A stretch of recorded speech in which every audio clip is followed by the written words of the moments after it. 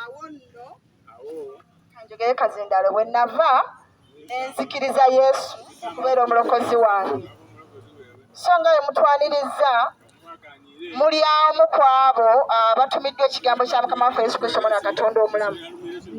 Era nga mbaye njagala mwetwalira omukisa guno nga tetunnaba kuddayo gye twavudde, wabeewo abamusembeza nga naffe twamusembeza, musobole okubeera n'obulamu obutaggwaawo. Kubanga ekitulokosa si kufuna birungi nga mmotoka mwe tujjidde n'okusinga ku eyo, si mayumba ge twegomba nga tutambule ne tugalaba, babitegeera? Si kufuna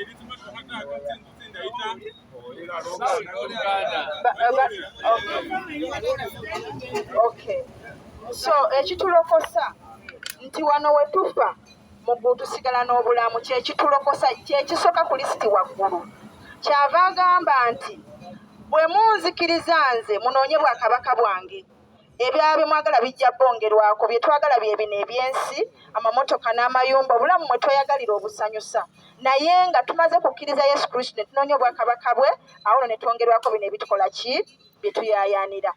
Naffe twalina amamotoka ago mwe tutambulira, tetwalina mayumba, twali bapangisa, naye kati tulina amayumba mwe tusula. Kubanga bwe twalokoka twanoonya obwakabaka bwe, kwe kuwulira ekigambo kye, n'osembera banno we bali, n'owiza ku mmere y'omwoyo yeetukkusa. Kubanga Yesu Kristo yali akebebwa omulabe Sitaani ng'amugamba obanga oli mwana wa Katonda kale fuula ejjinja eryo emmere. Yamuddamu n'amugamba nti kyawandiikibwa omuntu abenga mulamu lwa mmere yokka. Naye n'ekigambo kya Katonda kitumala okubeezaawo nga tuli balamu kubanga kigaba essuubi. So mbadde wano Mukama n'aŋŋamba mbagambe ekyandiikibwa kino ekiri mu kubikkulirwa, kiri mu 3:2. Kigamba nti laba nnyimiridde ku luggi lwo, igwe naawe nange. Yesu yali mu kwogera neeyanjula gy'oli. Omuntu yenna waawulira eddoboozi lyange n'aggulawo oluggi n'ayingira gy'ali n'aliira wamu naye nange. Awangula ensi alituula ku ntebe ey'obwakabaka nga nange bwe nawangula ensi ne ntuula ku ntebe ey'obwakabaka ne kitange.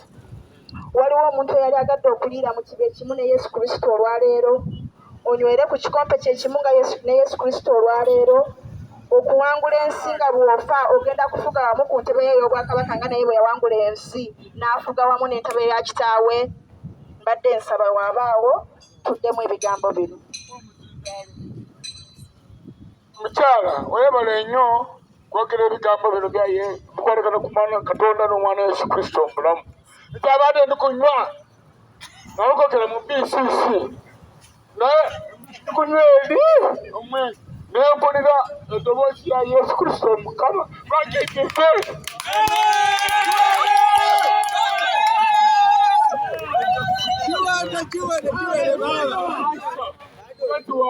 Mukyala wange Asha n'abaana bange bali mu kanisa eriyo.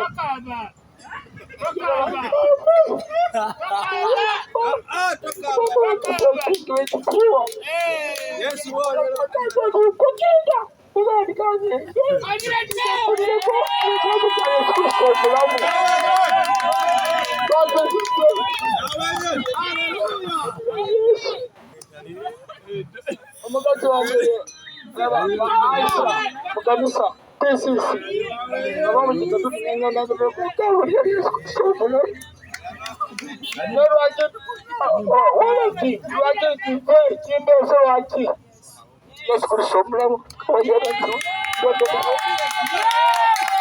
Haleluya, haleluya, haleluya. Yesu Kristo gwe twogerako Omwana wa Katonda omulamu yagamba nti yalekawo endiga 909.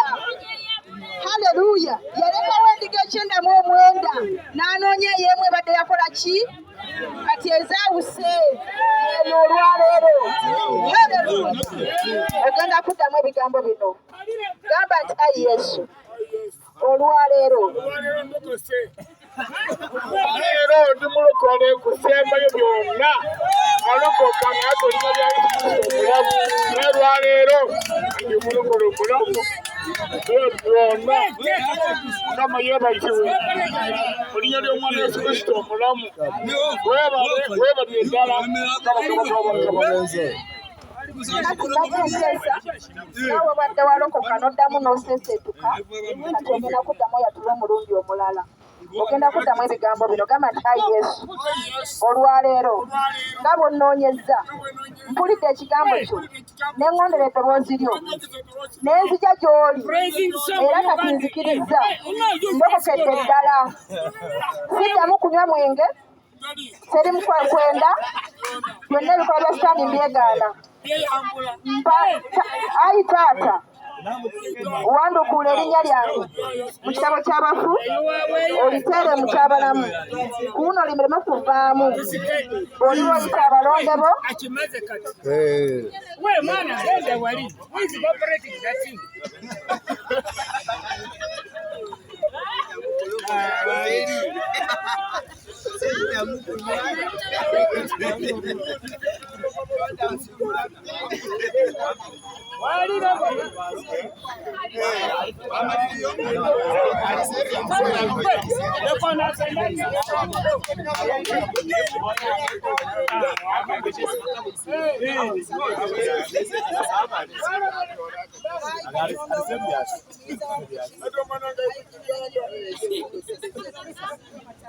amanyi abo mukama bagamba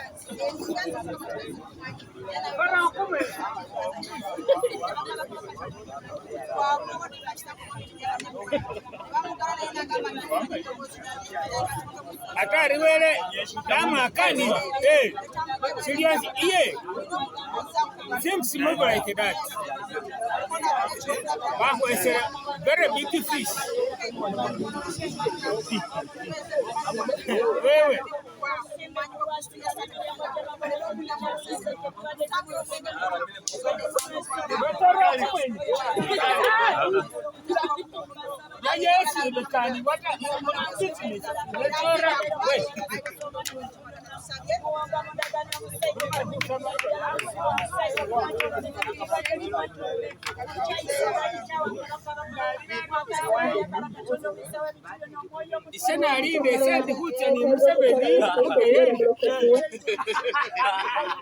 waliwo omulala okukola Yesu Kristo okubeera omulokozi we kati mbadde nsaba mwenna abaagala okwetwalira Yesu Kristo okubeera omulokozi wammwe tuddemu ffenna ebigambo bino tuddemu ffenna ebigambo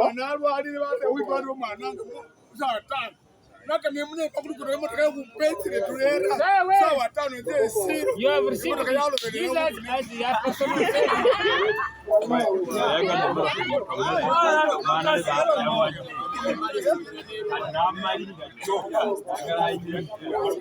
Naye mujja kumpatira munze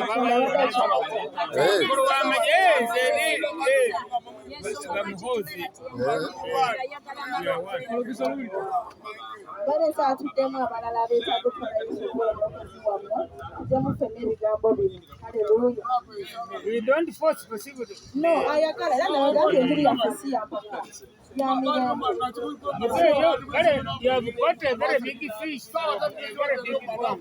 tumufunira ate era Yesu bayakawo emigo ekyegamu omwenda nanoonya mwebadde yakola ki eyabula Buulira omuntu omukulu bw'akaaba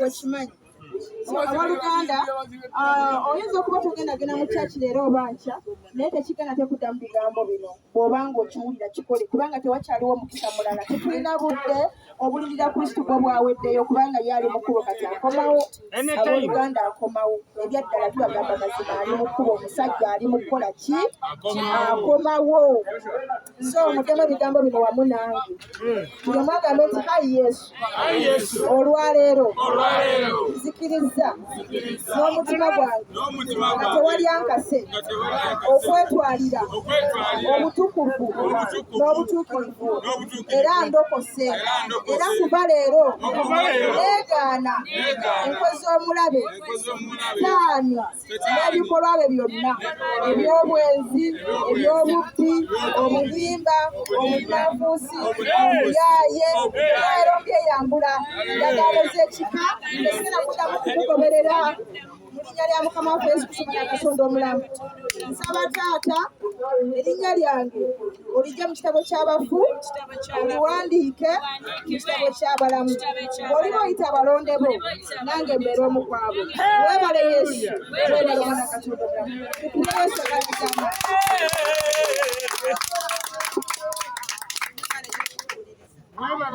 balungi abantu b'embaali ebyaddala mutuyisiza ffe tetwasuubira kubasisinkana naye katonda yakitegeka n'abateerawo tubasisinkane temutwala kigambo kino kya bulokozi nga kiriwo mbagamba ebigambo bino oyinza okuba binafuna mukisa muntu akubuulira njiri naye omukisa egukunonyanga ne gukusanga wooli abooluganda mu kutwale nga kulina ekigendererwa tasobola kunonyeza bwerere mukama bavubuka manye ebikola by'abavubuka kubanga naliko omuvubuka naye muve mukola by'abavubuka mukoleki mukakufuna obulamu olwongi mukama